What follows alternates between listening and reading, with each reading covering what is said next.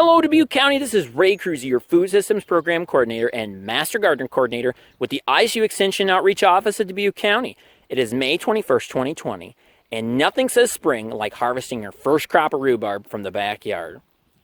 Now, when harvesting our rhubarb from the backyard, a general rule of thumb is not to harvest more than 50% of the leaves or the stalks at one time from the patch. When selecting our stalks from the patch, we can actually start harvesting our rhubarb when we see stalks that are 6 to 8 inches tall. However, I like stalks that are bigger, taller, and juicier like this one here that my hand is on. And we can see those later in the season.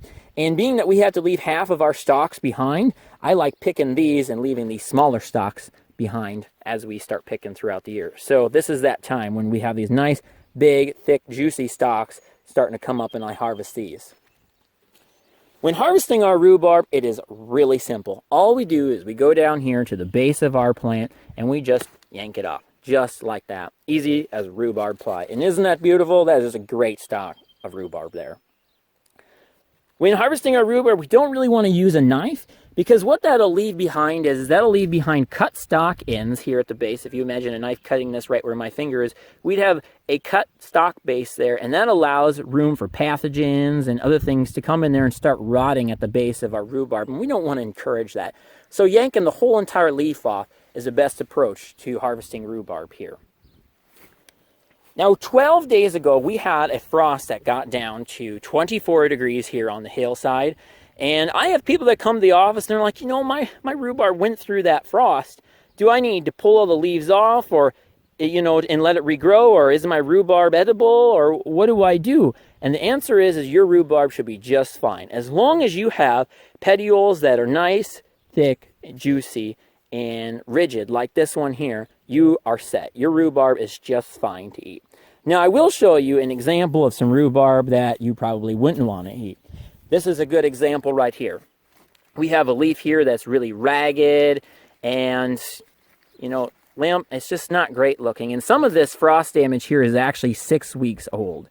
And with the age of this petiole or this stalk right here combined with the frost damage we have, it just is something that is just not desirable to eat. I wouldn't want to eat that in my cooking. It's all sluggish and just does not look very good. And so with that, we'll just leave that out here in the patch to continue its life cycle. We won't eat that, and that's something we would want to leave behind.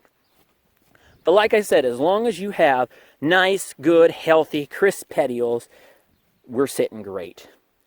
And when taking your rhubarb to the kitchen, some people might ask, well, what do I actually eat? And that's a great question. So here we have the petiole or the stalk we just harvested here. And what we do is we go in with our knife here in the kitchen and we just cut right above where that stalk came out of the ground. And we go up here to the base of the leaf and knock that off too. And there is our rhubarb stalk. That is just beautiful. And we'll use that in our pies and our crisps.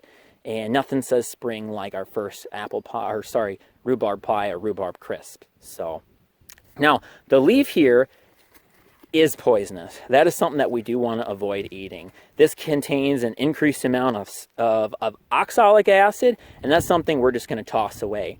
So now at the farmer's market, you might have a little bit of leaf left on the top here. Like for example, this leaf here, they might cut it off just above the top of the stalk. They might cut that off right there and sell it as that. And the reason they do that is because when you take it back to your kitchen, you can make a fresh cut right there and maximize the amount of stalk that you're going to use for your cooked item. So that's why that's sold as that.